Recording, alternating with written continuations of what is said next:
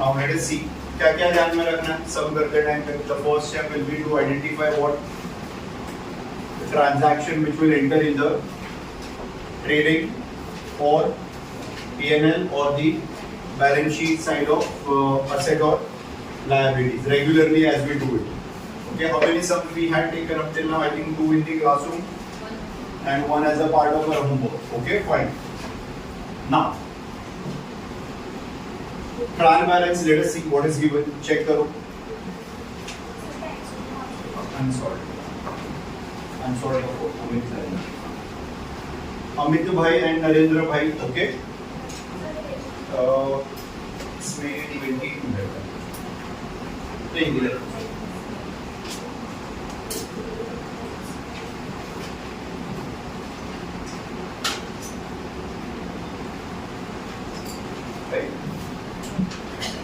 Okay, so let us see what is mentioned in the question, all of you. Amit bhai and Narendra bhai are in partnership sharing profits and losses equally. Now what does it mean equally? Equally मतलब इनका क्या है, ये PSR दिया है 1:1 question में देके रखा हुआ है आप लोगों को, तो अपने को टेंशन नहीं है. मतलब जब हम नेट प्रॉफिट फाइंड करेंगे तो क्या करोगे, इक्वल रेशियो में डिवाइड कर देना उसको. चलो, other than that, from the following trial balance and adjustment given below, you are required to prepare trading profit and loss and the balance sheet as on 31st March 2019. Okay, let us see debit side. चलो बोलते जाओ जो जो चीजें आ रही है आप लोगों को ध्यान से देखो. Factory sorry plant and machinery asset, very good. फिर factory building, why asset? Building पे ध्यान रखना, वो फैक्ट्री का बिल्डिंग हो या वो ऑफिस की बिल्डिंग हो, इंपॉर्टेंट क्या है, बिल्डिंग. फैक्ट्री को देख के the mind should not be diverted कि sir factory word is given तो I will write factory in the trading account. That should not be the case, क्योंकि building is always a kind of what, it is a kind of an asset. तो building हमेशा तुम्हारा asset में, land building कैसे लिखते हैं हम लोग वैसे ही आएगा. वो फैक्ट्री बिल्डिंग दिया हो, ऑफिस दिया हो, और एक और दे रहा हूं मैं प्रीमाइसेस, बराबर है. These are any sort of information which will form a part of your asset. फिर वो प्रीमाइस लीज होल्ड हो या फिर वो फ्री होल्ड हो. ओके, फिर जब वो प्रीमाइस वाला सम आएगा तब हम देखेंगे, बट फिलहाल आप ये याद रखोगे that any kind of building will always be regarded as your asset. If it is a factory building, then also if it is an office building, आपको confusion इधर नहीं करना है. ये लोगों ने जानबूझ के ऐसा confusion create करने के लिए ये part दिया. चलो next, one everything. Sundry debtor asset, okay. फिर purchases trading account, bad debt, P&L account, sales return, sales में से minus करो, बराबर है. sales दिया हुआ उन लोगों ने चेक करो. ओके, क्रेडिट साइड पे सेल्स दिया है, राइट, तो you will deduct from over there. तो डॉट करके रखो, इनर में लिख देना उसको, अब भी डॉट कर दो सेल्स पे क्रेडिट साइड. ओके, फिर 10% government bond is an asset. समझाता हूं मैं ये बाद में, फिलहाल ध्यान में रखो it is an asset. Will discuss this when we post it out. फिर इंपोर्ट ड्यूटी, बोलो students.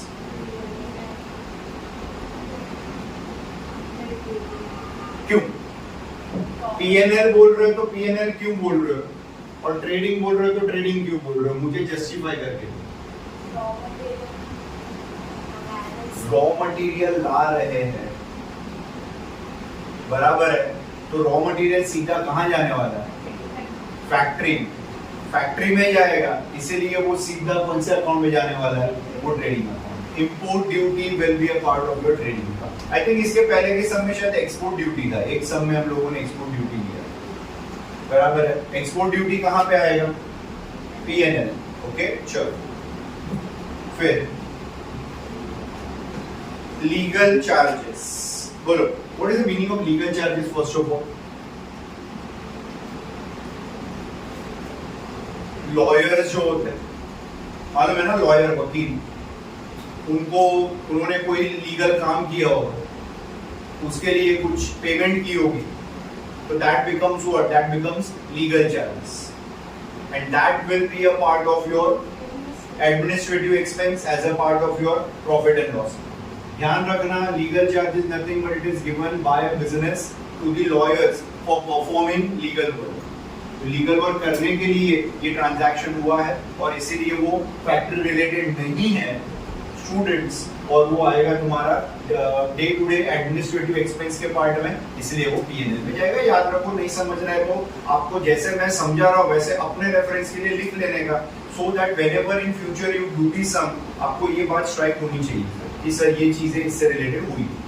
Next one, motive power related to factory, तो ये ट्रेडिंग अकाउंट में चला जाएगा। Warehouse rent sales and distribution में जाएगा। वेयर हाउस में कौन सा माल रखते हैं, ज्यादातर हम क्या मान के चलेंगे कि वेयर हाउस में हम फिनिश गुड्स रखते हैं। गोडाउन में माल बन गया है, स्टूडेंट उसको गोडाउन में रख दिया है और वो रेडी टू सेल है।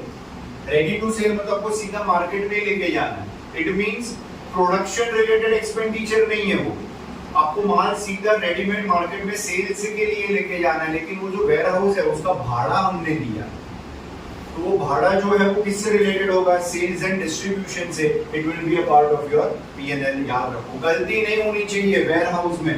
काफी कंफ्यूजन, 2 पॉइंट कंफ्यूज करने वाले देखो उन्होंने दिए हैं, एक तो फैक्ट्री बिल्डिंग बराबर है और दूसरा तुम्हारा वेयर हाउस रेंट जो यहाँ पे आ जाएगा, और फैक्ट्री बिल्डिंग का मैंने आपको बताया will be a part of your asset. Next one, cash in hand cash in bank दोनों असेट हो जाएंगे। ओके, रेगुलर करंट असेट में।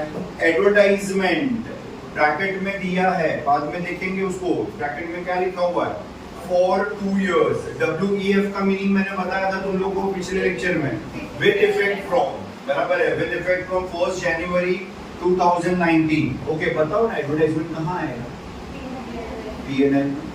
और इनर में लिखोगे, डॉट करके रखो, there is a hidden adjustment on to it, but we will see that. Okay, come on. Next, salaries PNL, right. Rent will be a part of PNL, ये regular rent है। Okay, वो warehouse rent था। Next है ना book में, fine. फिर what is mentioned other than that, drawing. Now tell me, no, where will you consider this drawings? Last इतने सम में हम लोग ले रहे ऑलरेडी ड्राइंग, तो कहाँ उसका इफेक्ट, 1 2 कितने इफेक्ट आएंगे, 1 बराबर है। कहाँ से किसको माइनस करोगे, कैपिटल से। कैपिटल दिया है क्वेश्चन में, चेक करो। क्रेडिट साइड देखो student, how much it is, 350 and 3 lakh. उसमें से आप क्या दोनों इनर में लिखोगे, और इनर में लिख के how much you will deduct, you will deduct the amount that is 2400 and 3200. Furniture asset, regular effect. Okay, bill receivable again asset, regular transaction है। freehold property, जैसा I was telling you, बराबर है, it is a kind of an asset। कोई भी property अपनी asset होती है, तो वो property will write it in the asset। premises भी दिया होगा तो भी वो asset, प्रॉपर्टी दी है तो भी asset। चलो, on the other side, everybody capital हम लोगों ने लिखा। सेल्स के बाजू में आई होप सबने डॉट किया होगा, रिटर्न्स है इसके लिए students. Bills payable, liability, very good. Discount PNL कौन सी साइड, क्रेडिट साइड, तो ये डिस्काउंट रिसीव्ड होगा, हमें मिला है। क्रेडिटर्स लायबिलिटी होगा। आरडीडी ओल्ड है ये, ओके, बाद में देखेंगे उसको कितना अमाउंट है, 2700, okay, bank loan, liability, okay, and then we are having purchase return। बोलो क्या करने का purchase return को, तो purchase के उधर डॉट करना पड़ेगा। ये कॉमन ट्रांजैक्शन है, बिना बोले दिमाग में रखा करो, डॉट कर ही लो।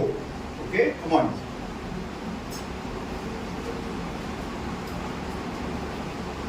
चलिए आगे, एडजस्टमेंट।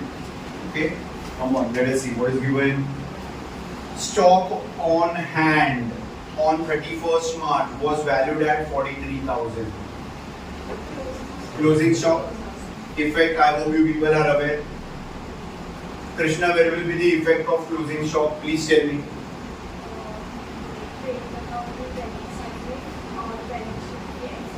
बराबर 2 effect.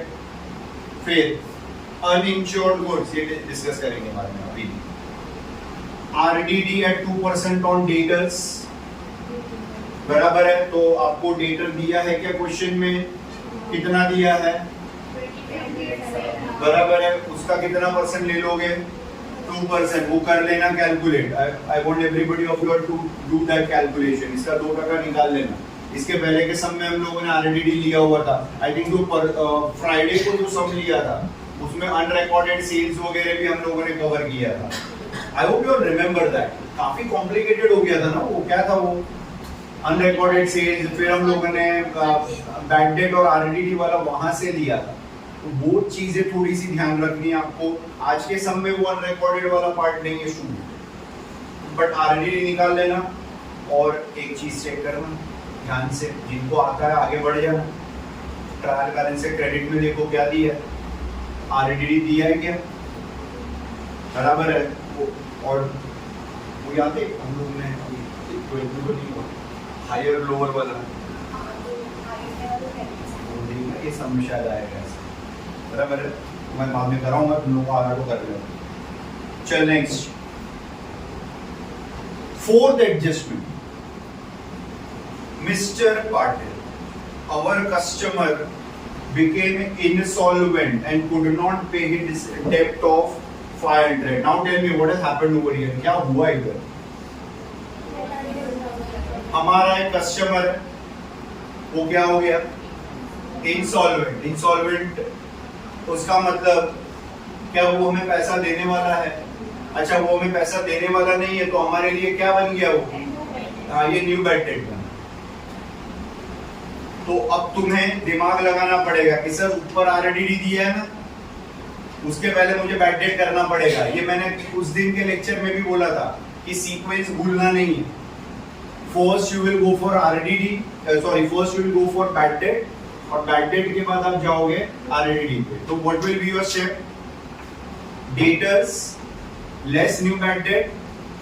जो अमाउंट आएगा उसका 2% है ना, आरडीडी निकालने बोला है, उसका 2% आरडीडी ले लेना। और फिर वो आरडीडी जो आएगा इधर दूसरा इफेक्ट देके चेक करना हायर या लोअर कौन सा।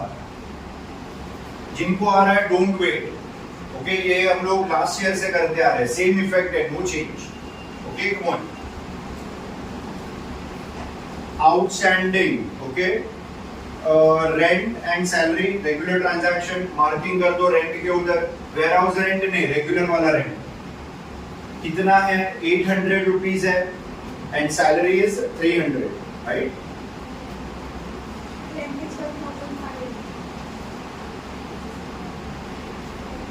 रेंट 800 है ना बेटा, तो ऊपर रेंट कितना दिया है, 1500, और इसमें ऐड करोगे तो कितना होगा, 2300। चल नेक्स्ट ले। डेप्रिसिएशन में खुशी की लहर आ गई। क्यों डेप्रिसिएशन में खुशी की लहर आ गई, कितना इजी कर दिया उन लोगों ने। उन लोगों ने बेटा इतना तकलीफ मत लो, ऑलरेडी बहुत मगजमारी। अभी तो अपना वो 2 बड़े एडजस्टमेंट बाकी है। एक तो WEF वाला, कौन सा है वो WEF, एडवर्टाइजमेंट, वही दिमाग घुमा देगा। और एक वो बॉन्ड वाला, गवर्नमेंट बॉन्ड, बराबर है। Now listen carefully. कुछ क्या लेते हैं,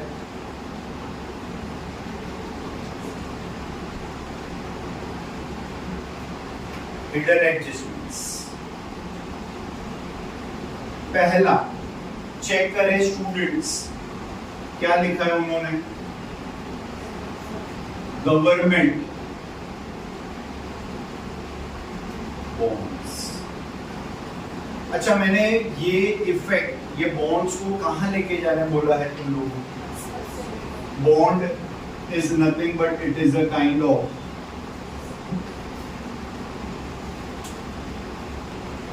ये दोनों पार्टनर, अमित भाई, नरेंद्र भाई, इन लोगों ने एक बॉन्ड की स्कीम है। शेयर्स होते हैं, डिबेंचर्स होते हैं, बॉन्ड्स होते हैं। These are all different types of investment in securities. याद रखना, investment in security, share, debenture and bonds. इन लोगों ने उसमें स्टूडेंट्स कितना रुपया इन्वेस्ट किया है, आप चेक करके बताओ। What is the amount invested? 40,000 रुपया इन्वेस्ट किया इन लोगों ने। कभी इन्वेस्ट किया है, डेट चेक करो, 1 अक्टूबर 2018, बराबर है। What do you expect? Think and tell me. When you invest some money, what do you expect in return? बराबर है। We very good. We expect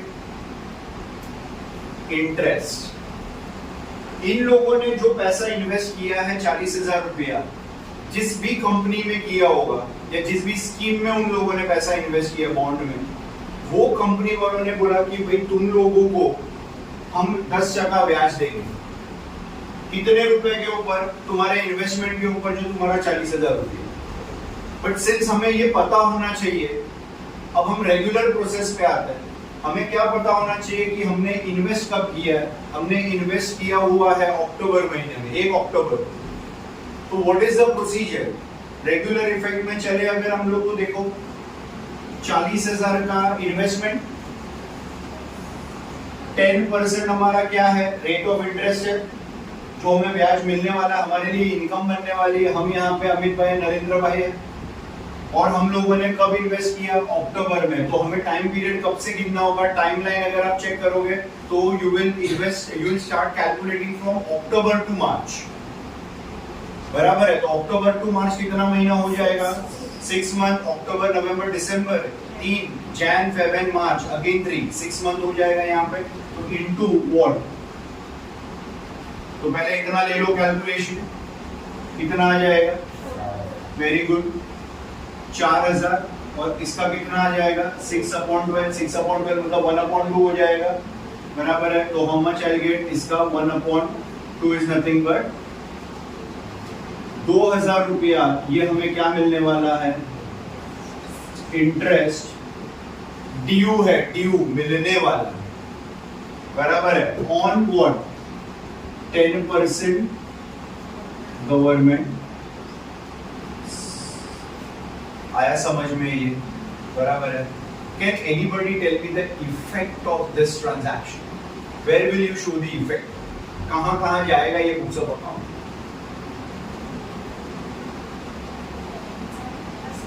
ये इनकम है या एक्सपेंस है? इनकम है, इधर तो नहीं जाएगा फैक्ट्री में, तो बराबर है, इन्वेस्टमेंट है ये। तो कहाँ पे लिखोगे? P&L के क्रेडिट साइड में लिख दोगे, राइट। और दूसरा इफेक्ट, बराबर है, 10% गवर्नमेंट बॉन्ड, 40,000। 40,000 में ऐड क्या करोगे? 2,000। टोटल इन्वेस्टमेंट इस साल में 42 हो जाएगा, आउटर कॉलम में 42 इफेक्ट लूंगा मैं, बराबर है। सम के टाइम पे विल टेक इट, जिनको आ रहा है you all can start, you all can continue with that, so that you all can go for tally once it is over. Come on, next one. One more hidden adjustment we are discussing. Check करो यहाँ पे students, hidden adjustment on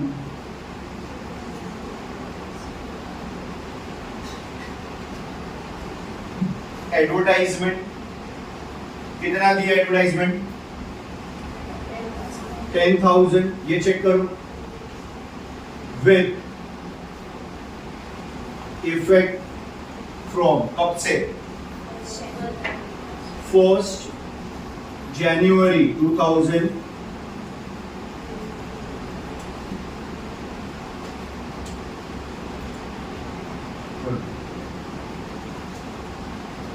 क्या बोले? आप ही बोलो, हम क्या बोले? Anybody? Any kind of hint? Soon. Advertisement is paid for how many years? For 2 years. Be very careful now. Come on, check करो। 10,000 रुपया टोटल, 2 साल है, तो मैं स्प्लिट अप करूंगा। पर ईयर का कितना हो जाएगा? 5000 एंड 5000। कौन सा फाइनेंशियल ईयर चल रहा है अपना? ये यहाँ पे सम है 2000, बराबर है ना? 18-19 वाला फाइनेंशियल ईयर चल रहा है, 31 मार्च को खत्म हो जा रहा है यहाँ। और इन लोगों ने एडवर्टाइजमेंट कब से चालू किया? 1 जनवरी 2019। तो इस साल का करंट फाइनेंशियल ईयर का कितना महीना हुआ? 3 ही महीना हुआ। कैसे 3 महीना हुआ? जैन, फेब एंड मार्च। मार्च 2019 को तो अपना सम खत्म हो जा रहा है यहाँ पे, मतलब ये सम इन द सेंस कि हमारा फाइनेंशियल ईयर खत्म हो जा रहा है। अब तुम्हें क्या करना है स्टूडेंट? ये मान लो, ये तुम किस हिसाब से ले रहे हो? ये करंट ईयर का ले लो, जो कितने महीने का जा रहा है? 3 महीने। और ये कौन सा ईयर ले सकते हो? नेक्स्ट फाइनेंशियल ईयर का ले लो, आगे का जाएगा। Now what will you do is, ये देखो 5000 इनटू इस साल का कितना महीना है?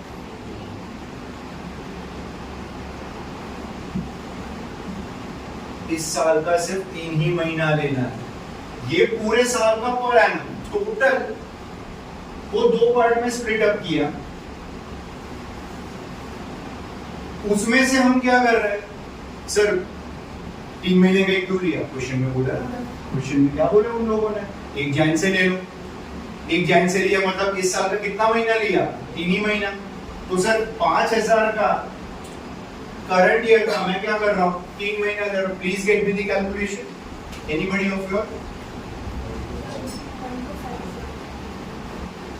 कर ले भाई। I want everybody to do it. ये ऐसे ओरली नहीं चलने वाला है। अकाउंट्स में ये सारे एडजस्टमेंट के मार्क्स भी ज्यादा होंगे student, so please do it properly. Orally answer आ रहा है, it's well and good, but फिर भी आप वेरीफाई कर लो।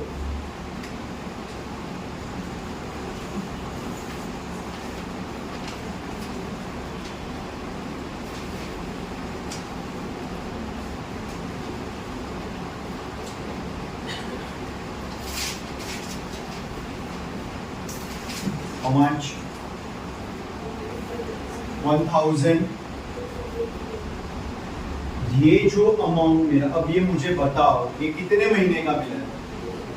3 ही महीने का मिला। See this is only for 3 months for current financial year. अब मुझे काम करके दो, 5000 में से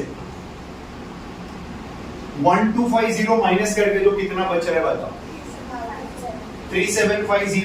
अच्छा 3 महीना खत्म होता है, साल तो खत्म हो गया, मार्च आ गया ना। तो अब 5000 में से 3 महीना करंट ईयर का, तो बचेगा कितना? 3750। वो अगले साल कैरी फॉरवर्ड करो, क्योंकि ये साल तो खत्म हो गया, इस साल तो खाली 3 महीना। तो सर बचा कुचा अमाउंट किधर लेके जाओ भाई? बचा कुचा तो आगे फॉरवर्ड कर दे। आगे फॉरवर्ड कर मतलब क्या? नेक्स्ट फाइनेंशियल ईयर का। तो ये तो था ही, उसके साथ 5000 में से 1250 माइनस किया मैंने, उसमें से मेरा माइनस करने का हाउ मच आई गॉट? 3750। ये अमाउंट को फिर यहाँ पे ट्रांसफर कर दिया। अब मुझे बताओ, ये देखो 8750 मेरा क्या बनेगा? Prepaid advertisement. अगले साल का मतलब 10,000 में से टोटल इस साल का सिर्फ 3 महीना। तो सर इस साल का 3 महीने का मेरा कितना खर्चा हुआ एडवर्टाइजमेंट का? तो सिर्फ मेरा 1250 हुआ। तो बाकी का मेरा टोटल जो बचा 10,000 में से मैंने 1250 माइनस किया। How much is pending? 8,750। 8750 is considered as my prepaid advertisement. fictitious asset amount for the paid in the current year but will be carry forwarded for the next financial year। अब मुझे अगले साल इसका payment करने का जरूरत नहीं है एडवर्टाइजमेंट का, क्योंकि मैंने इस साल ही उसको भर दिया। बड़ा एडजस्टमेंट है, कॉम्प्लिकेटेड है, थोड़ा सा ध्यान रखने का इसको। two very important adjustment. One is your in the form of bonds 10% followed by your regular adjustment में बोला नहीं करने, और आपको ये ध्यान रखना, और इसका तो काफी ज्यादा मार्क्स होगा। ये तो चलो रेगुलर है, इसका इतना प्रॉब्लम नहीं आने वाला है, but then this will have a proper weightage. भूमि, इसके इफेक्ट्स बताऊंगा प्रीपेड एडवर्टाइजमेंट कहाँ लिखे, कितना माइनस करेगी, इनर में कितना और आउटर में कितना,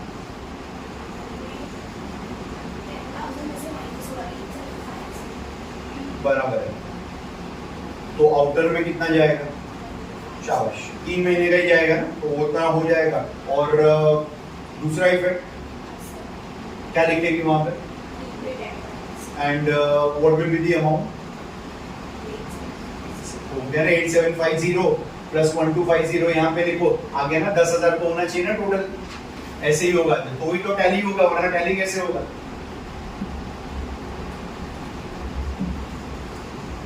Is this clear? Okay. चलो पोस्टिंग करें। एक एडजस्टमेंट तुम लोगों को थोड़ा सा करना है ध्यान से, कौन सा वाला, वो आरडीडी वाला एक बार चेक करना, वो वेरीफाई करके मुझे एक बार अमाउंट भी बता दो क्या हो रहा है। लेकिन उसके पहले सारे रेगुलर ट्रायल बैलेंस के ट्रांजैक्शन पोस्ट कर डालो, बोलना पड़ेगा। हाँ वो मैं बताऊँ, मुझे पता है वो कैसा सम जब करेंगे ना तब उसको डिस्कस, क्योंकि वो ऐसे नहीं होगा, उसका इफेक्ट लेना पड़ेगा। अब कोई बात नहीं, क्वेश्चन में I think opening stock is not there, right, कोई टेंशन नहीं।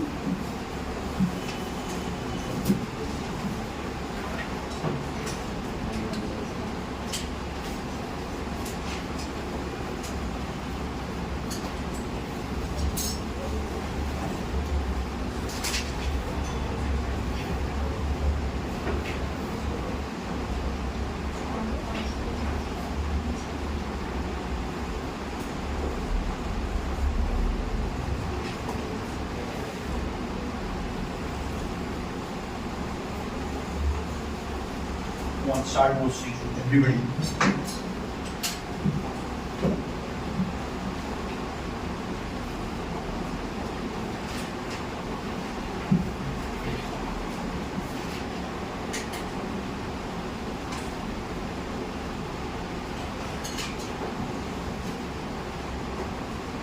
Plant and machinery 2,80,000, no adjustment on plant and machinery, outer में लेके जाओ।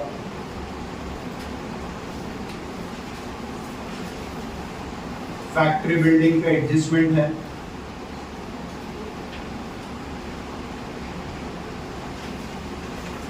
इनर कॉलम में लिखो स्टूडेंट्स 75,000, डेटर्स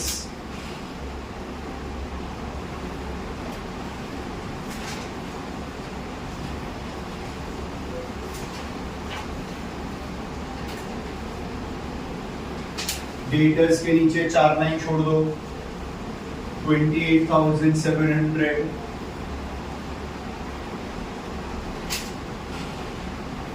परचेजेस रिटर्न्स है उसमें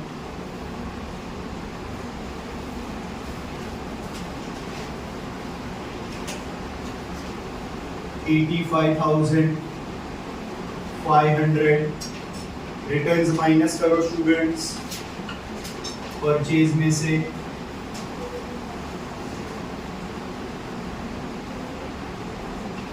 $2,000,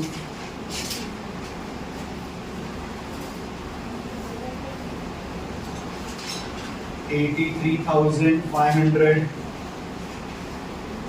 बैड डेट पीएनएल में एक लाइन छोड़ दो ऊपर, बैड डेट में भी 4-5 लाइन जाने दो,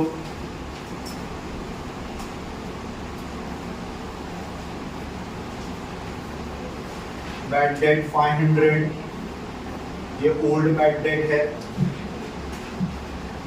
सेल्स में से सेल्स रिटर्न माइनस कर दो, सेल्स का अमाउंट लिख डालो पहले 1,80,000 लेस रिटर्न्स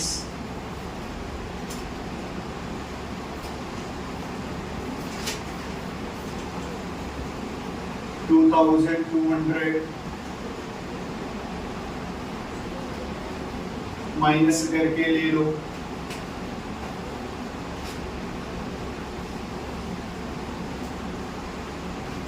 1,77,800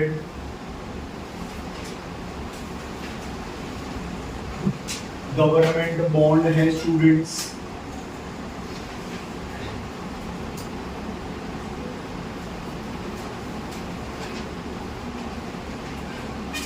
हिडन एडजस्टमेंट है गवर्नमेंट बॉन्ड में 40,000 पे, so write it in the inner column. Import duty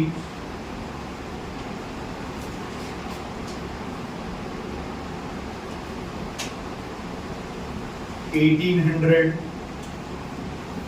outer column no adjustment. Legal charges P&L account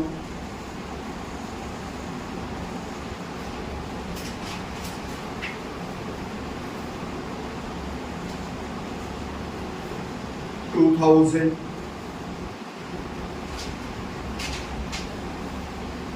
Motive power trading account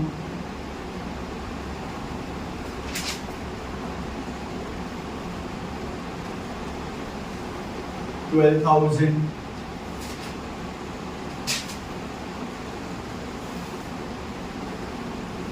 Warehouse rent sales and distribution से relate करो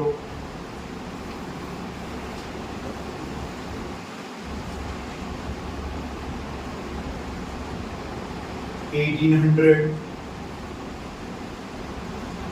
Outer column no adjustment.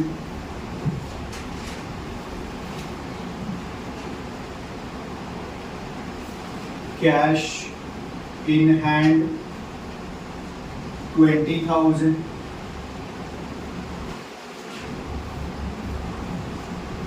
Cash at the bank 70,000.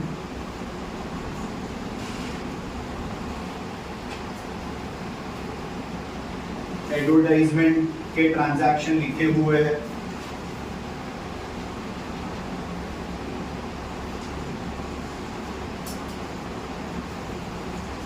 Advertisement 10,000 का effect बाद में लेंगे, जिनको आता है all can start from your side. Salaries में एडजस्टमेंट है, एडवर्टाइजमेंट में एक लाइन छोड़ दो स्टूडेंट्स.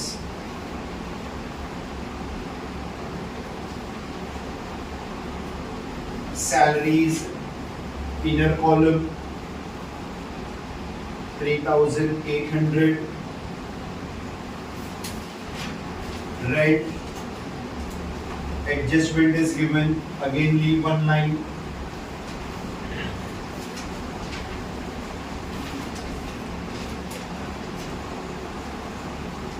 $1,500.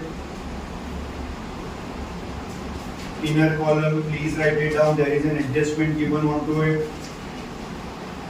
Drawings, capital से students minus करो, लिख डालो capital.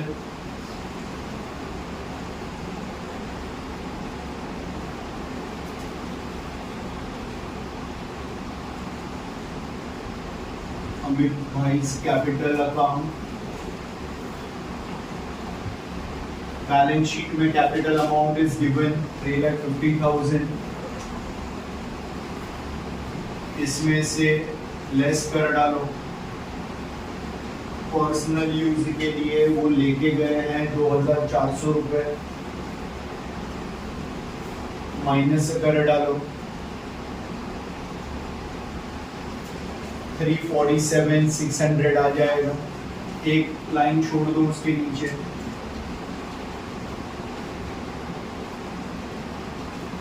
नरेंद्र भाई कैपिटल अकाउंट ड्रॉइंग्स करो minus he has taken 3,200 rupees out of 3 lakh capital.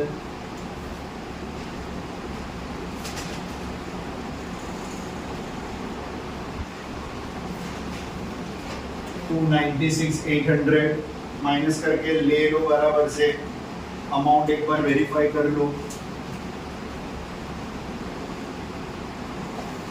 Bills एक दो लाइन छोड़ देना इसके नीचे भी. स्टूडेंट्स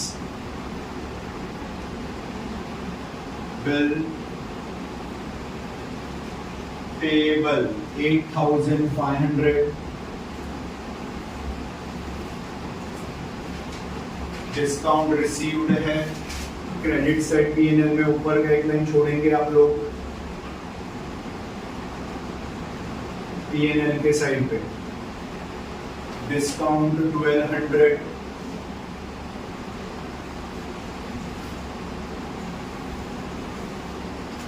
क्रेडिटर्स लायबिलिटी पैसा देना बाकी है हमें कुछ लोगों को. Outer column 38,500. RDD will take later on.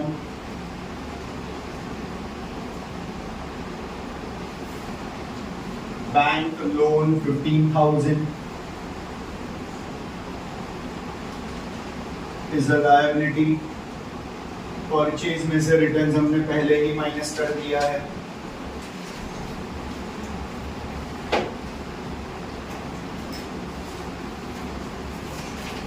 All the adjustments are still remaining, including the hidden one. Just regular trial balance is now posted. Verify your amount. Minus वगैरह check करो. बोर्ड पे जो अमाउंट दी है उसमें भी check करो. कुछ भी करेक्शंस है बताओ. All should get proper answers. रटो मत, समझ के सम करो पूरा. रेगुलर ट्रांजैक्शन हर बार सेम इफेक्ट आते हैं. Purchase, sales, capital, drawings, bad debt, RDD, these are very regular transaction. Depreciation के इफेक्ट्स भी हमेशा रेगुलर होंगे.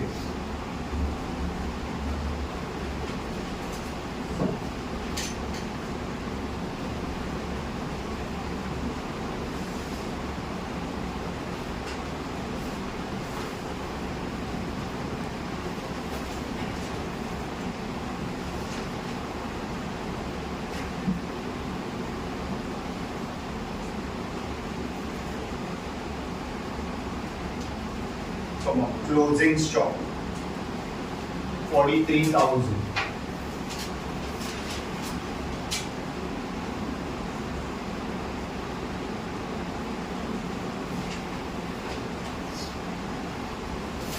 सेकेंड इफेक्ट एसेट में लिख डालो.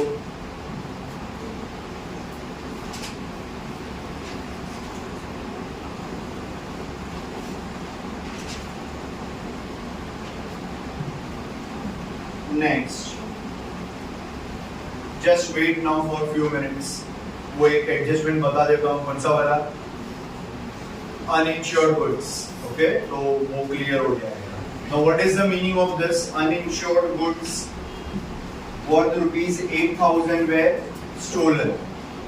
Now tell me, goods आया या गया बिजनेस से? चोरी हो गया. stolen का मतलब क्या होगा?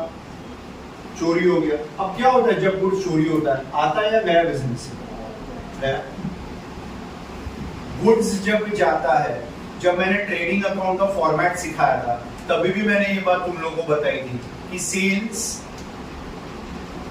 बराबर है, फिर closing stock, goods loss by fire, goods loss by theft.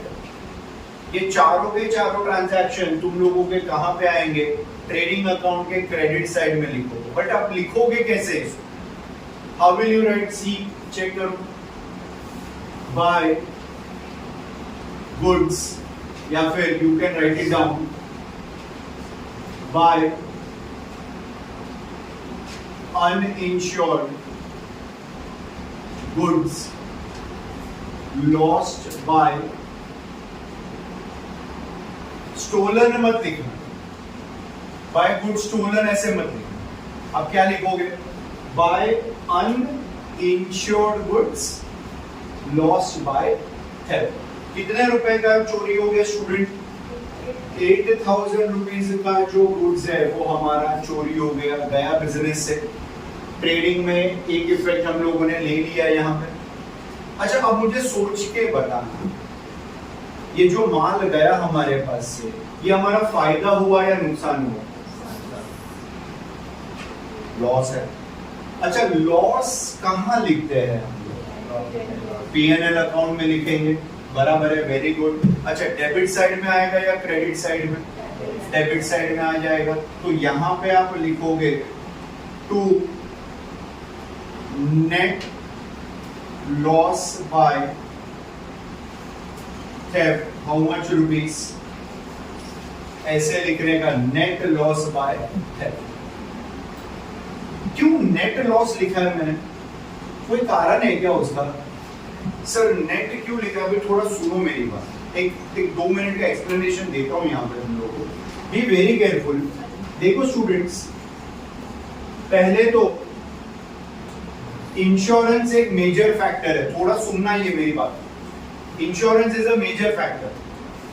अगर अमित भाई और नरेंद्र भाई ने इंश्योरेंस निकाला होता तो देखो 8000 रुपए का गुड्स जो है ये तो क्या हो गया? लॉस बाय थेफ्ट हुआ। एक एग्जांपल लो, मान लो उन लोगों ने इंश्योरेंस निकाला हो, क्वेश्चन में क्या बोला है? अनइंश्योर्ड। अनइंश्योर्ड मतलब there is no insurance taken. Let us assume उन्होंने इंश्योरेंस निकाला हो और इंश्योरेंस कंपनी ने बोला भाई तुम्हारे 8000 के माल के सामने हम तुमको क्या करेंगे? 5000 रुपए का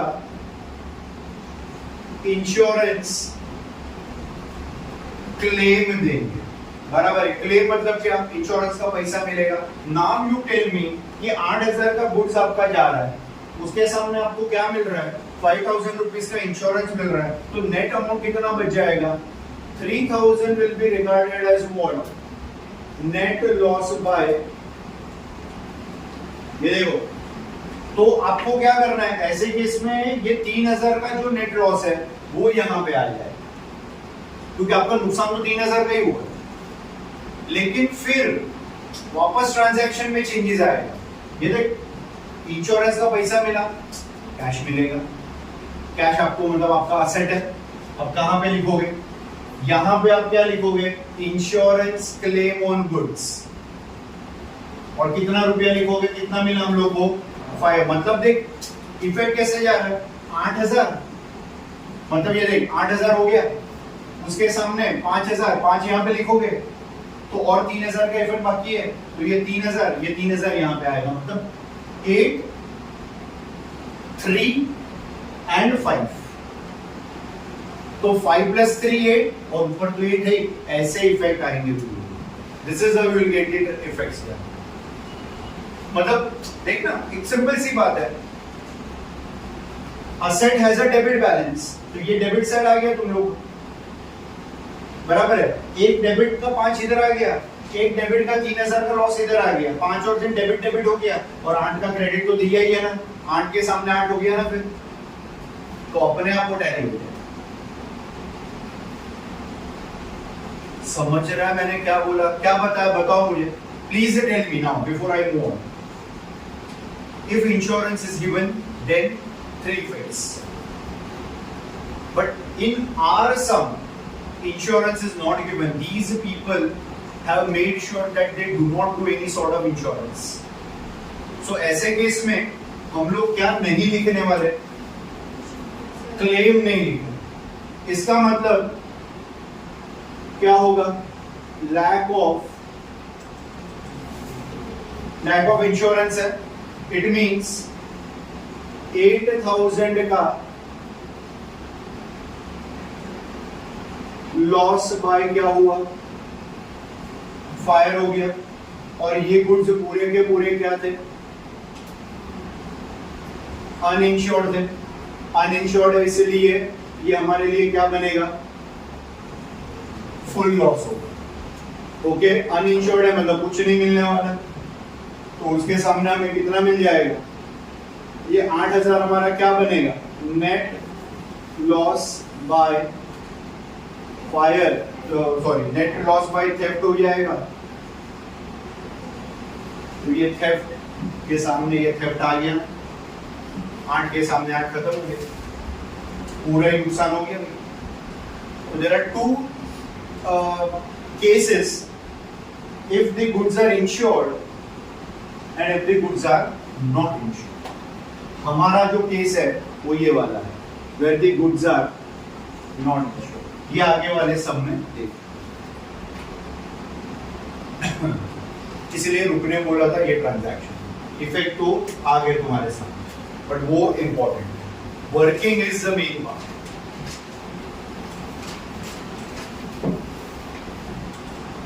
ओके, चलो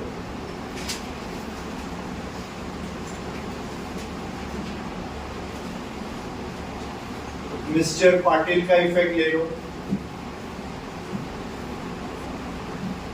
इंसॉल्वेंट हो गए, पाटिल नाम नहीं आना चाहिए, बैड डेट ही लिखेंगे आप लोग, less new bad debt,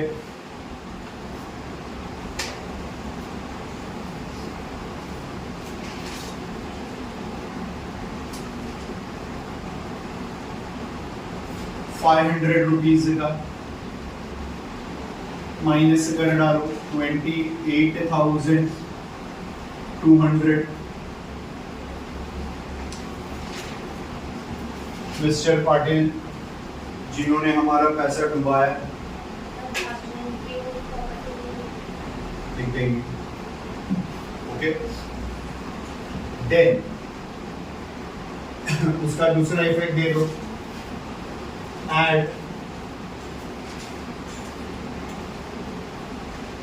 new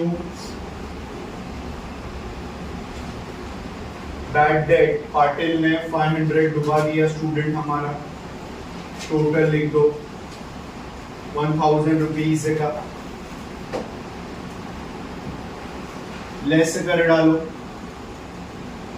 RDD is given 2%, third adjustment में चेक कर सकते हो, 2% न्यू RDD, तो अब क्या करोगे,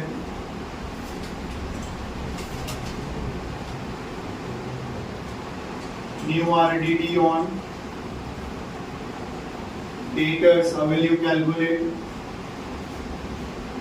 at 2%, 28,200 का 2%, get the calculation done, make sure that you will get the right answer. Effect you all are aware, we had done the previous sums as well.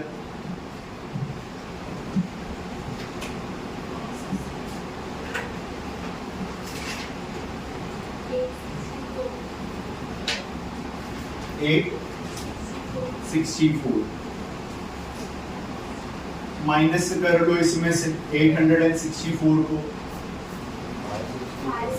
564,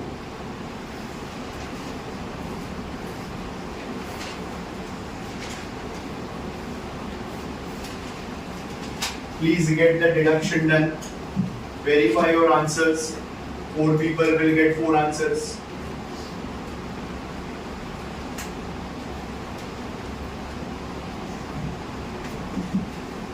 effect ले लो यहाँ पे,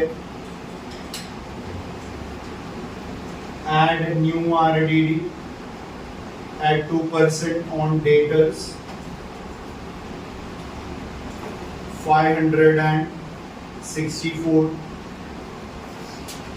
1564 is what we are getting. करो minus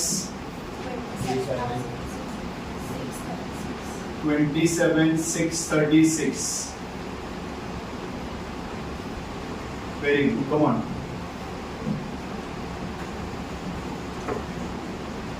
अब यहाँ पे you all can wait a minute to verify. अब check करो, देखो ये इफेक्ट हो गया पूरा यहाँ पे।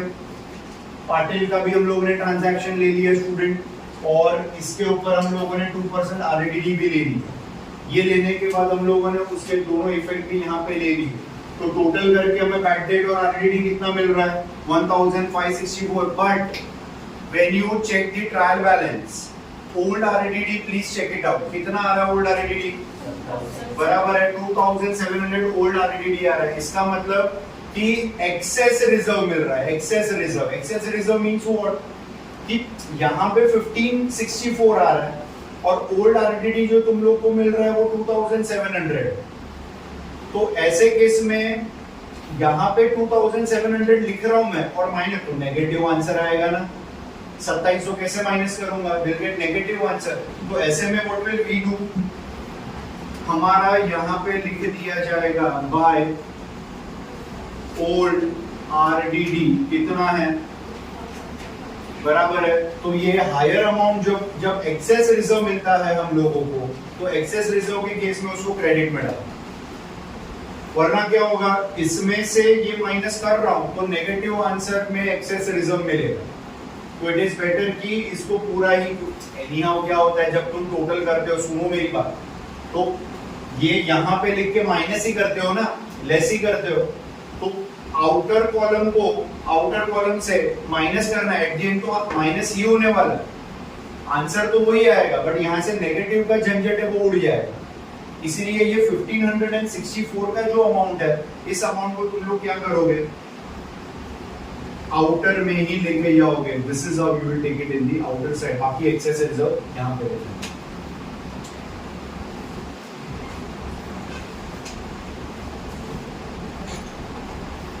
चलो नेक्स्ट, आउटस्टैंडिंग एक्सपेंस।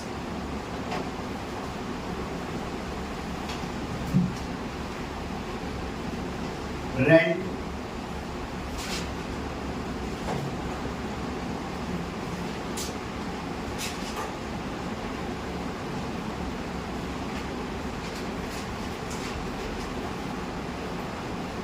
$800,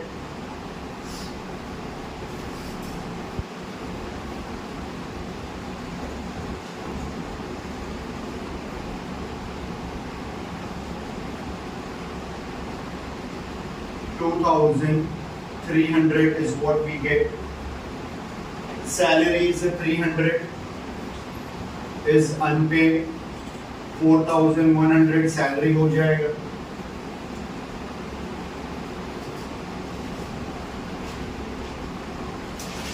ये हमारे एक्सपेंसेस है जो भरने बाकी है, लिख दो यहाँ पे, कॉमन हेड बना दो,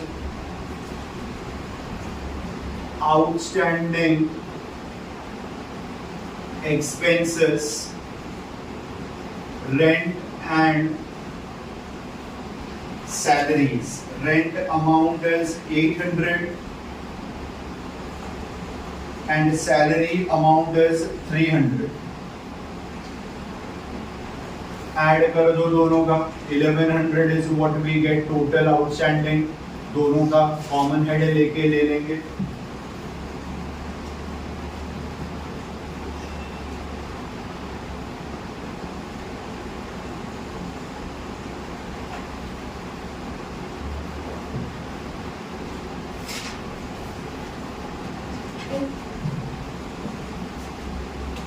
डेप्रीसिएशन 2500 का फैक्ट्री बिल्डिंग पे आ रहा है स्टूडेंट।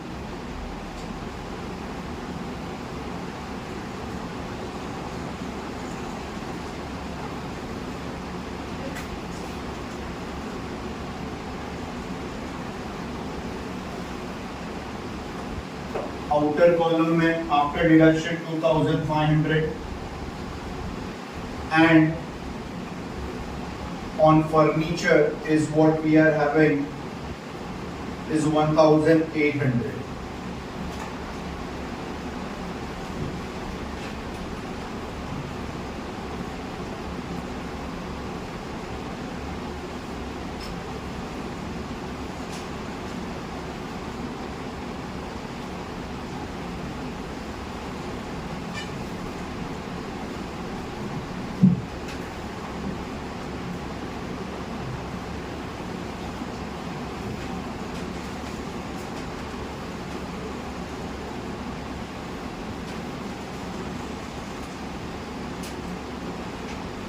करो minus 195, 1,94,000 we get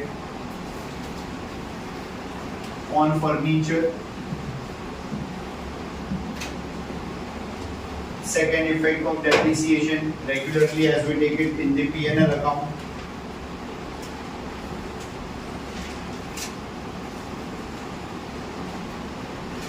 Two, depreciation on, right? So we are having direct amount and no percentage is given to assets, factory building.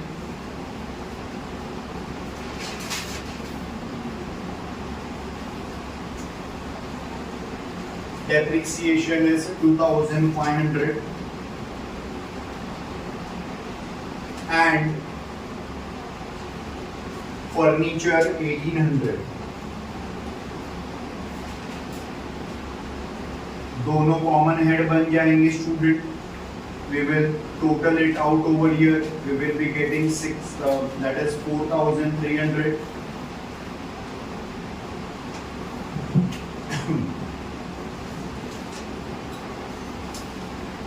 Two hidden adjustments are still remaining. Do not close it directly.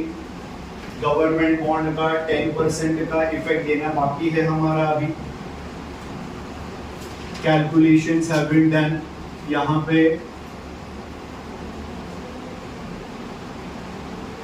Interest due करो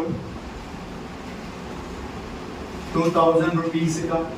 total investment हो जाएगा अमित भाई and Narendra भाई का 42,000 का.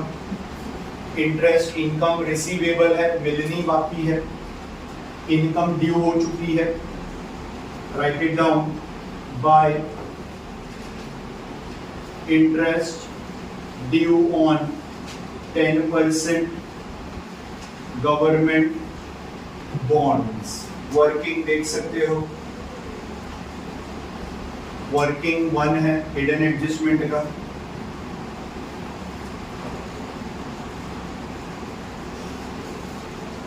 Second advertisement का भी effect लेना है हमें. लेस कर दो. प्रीपेड करंट ईयर का अमाउंट एडवर्टाइजमेंट पे पूरा working we have done. Prepaid amount we are having 8,750. Current year का 1,250. प्रीपेड का इफेक्ट दे दो असेट में.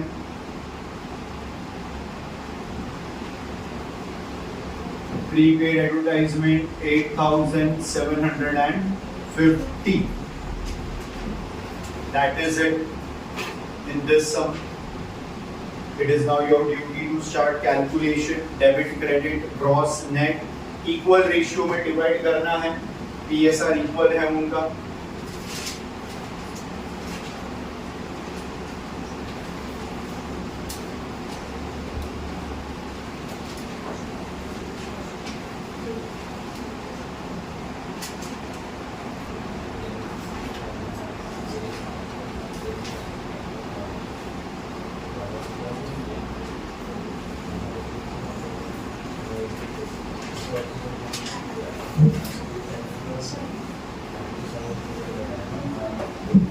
Take the amount. What is the gross profit amount that we are getting? Total over here.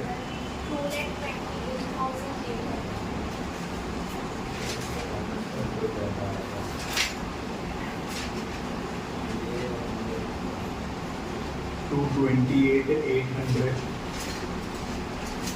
1 lakh. How much? 41,500. Gross profit.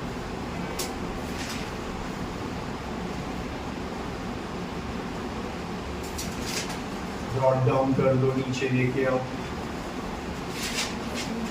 Gross profit brought down 131,500.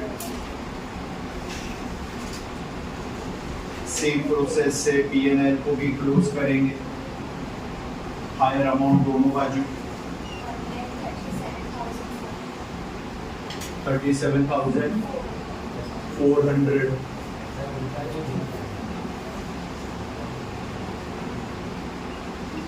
कितने का gap आ रहा है?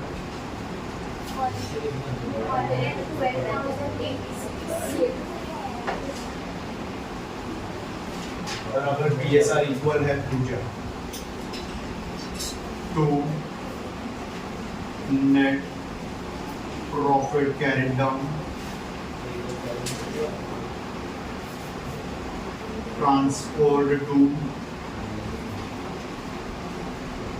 Capital account, दोनों partner equal partner है, equal partner में first name is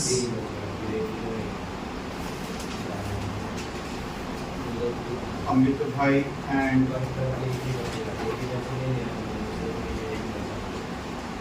what is in amount 56,000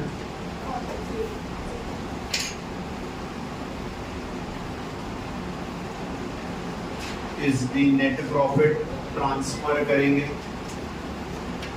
capital account in the balance sheet, add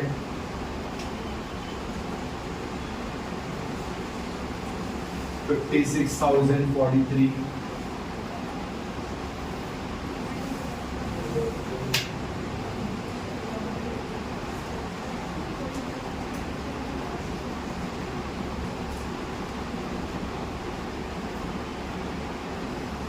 total कितना आ रहा है?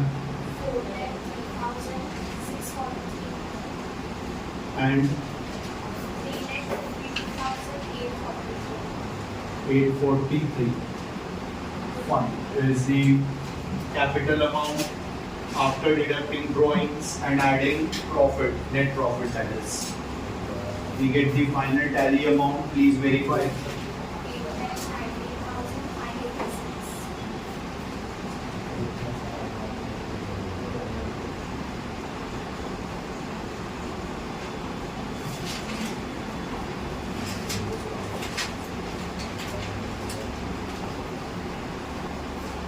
Please check. All must get this answer. An important sum. Last two sums are quite important. जो पिछले और आज के lecture में किए हम लोगों ने, वर्किंग पे खास ध्यान देना है। गवर्नमेंट बॉन्ड एडवर्टाइजमेंट, इंश्योरेंस का याद रखेंगे आप लोग, बराबर है। With insurance claim and without insurance no claim. ये वाला एक सम लेंगे, फिर उसके इफेक्ट्स भी कवर हो जाएंगे। आज के लिए ये वाला पार्ट है।